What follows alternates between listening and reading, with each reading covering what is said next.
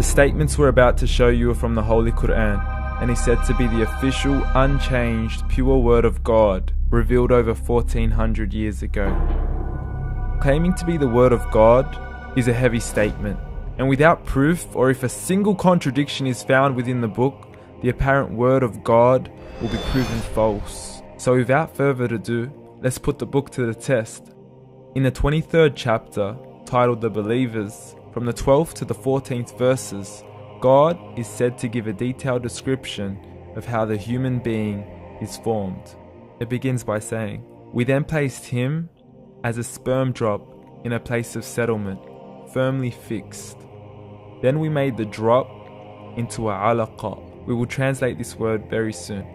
"And then we changed the alaqa into a lump. Then we made out of that lump into bones. And then we clothed the bones with flesh. Then we caused him to grow and come into being and attain the definitive human form."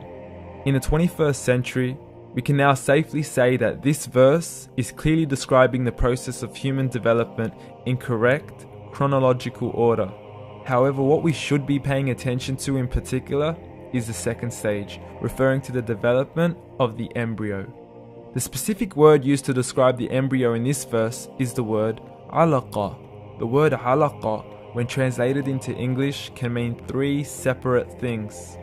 Firstly, a blood clot, or to be suspended, that is to be hanging or clinging to something, or thirdly and finally, a leech. Now, all three definitions don't come anywhere near what we perceive to be the human embryo. So, why are these words used, and what significance do they share with the human embryo? Can the embryo be described as a blood clot? Well, what do you think? In the 3rd week of embryonic development, a tubular heart joins with the blood vessels to form a primordial cardiovascular system, and by the end of the 3rd week, the blood is circulating and the heart begins to beat on day 21.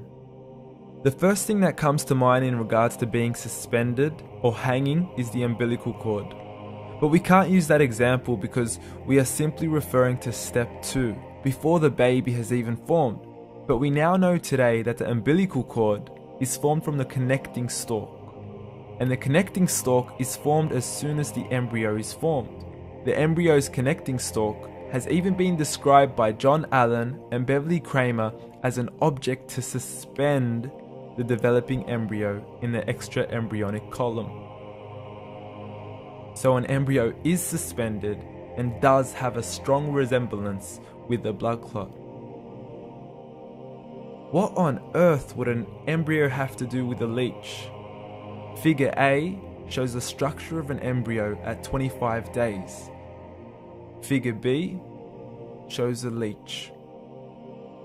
Now please note once again that the embryo in this stage is no greater than the size of a kernel of wheat. This is an X-ray of the embryo at 22 days.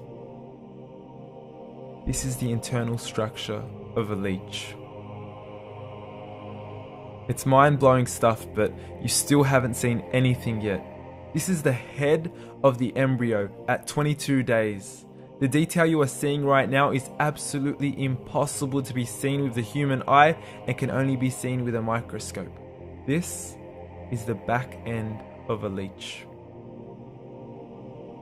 There's no other words used to describe this other than mind-blowing. The pictures we have shown you are impossible to be seen with the human eye or even to be predicted by the human mind. Once again, the verses we have shown you were revealed over 1400 years ago to a man who couldn't read nor write. Are these the words of God? Descriptions of the human embryo in the Quran cannot be based on scientific knowledge in the 7th century. The only reasonable conclusion is that these descriptions were revealed to Muhammad from God, from God, from God, from God, from God.